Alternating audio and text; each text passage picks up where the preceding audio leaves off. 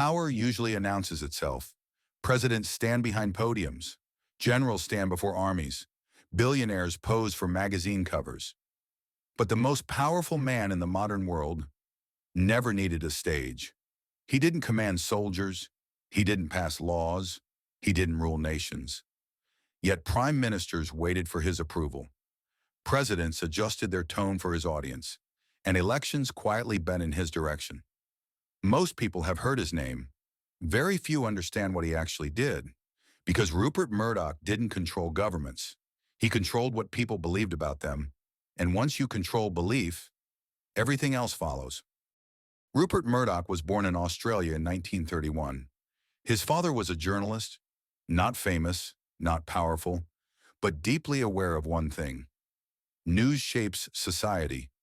When Murdoch inherited his father's small newspaper business, it wasn't impressive.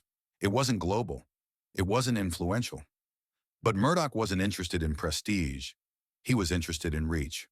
While traditional newspapers focused on elite readers, Murdoch focused on the masses. He simplified language. He amplified emotion. He leaned into conflict. Critics called it cheap journalism. Murdoch called it effective. And it worked. One paper became two. Two became dozens. Dozens became countries. By the time the world noticed him, he already owned the microphone. Most people misunderstand media power. They think it's about lying. It's not. Media power is about selection. What story leads the night? What scandal is repeated for weeks? What tragedy disappears after one day? If something is never shown, it may as well not exist. Murdoch understood this better than any politician. He didn't need to tell people what to think. He only needed to decide what they talked about. Fear sells. Anger spreads. Identity divides. Over time, Murdoch's outlets perfected a formula. Simplify complex issues, create villains and heroes, repeat phrases until they feel natural. When people think they're choosing their opinions, they stop questioning who gave them the menu. Nowhere was Murdoch's power clearer than in the United Kingdom. British politicians didn't fear opposition parties. They feared Murdoch's newspapers.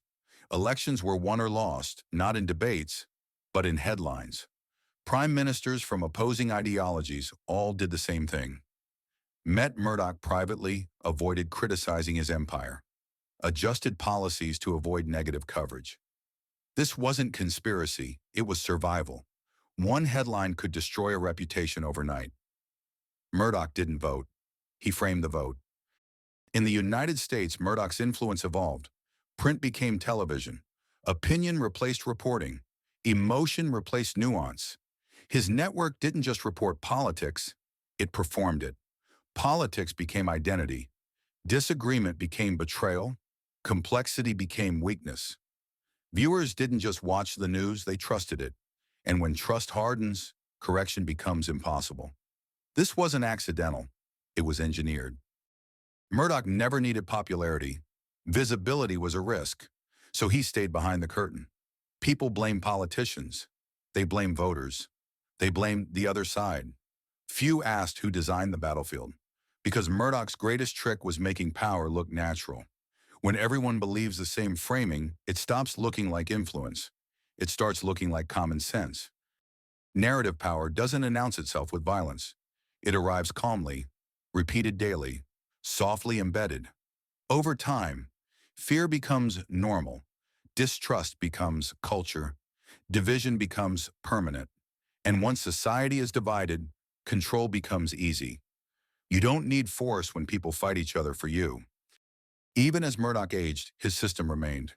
Executives came and went. Anchors changed faces. Platforms evolved. But the formula stayed.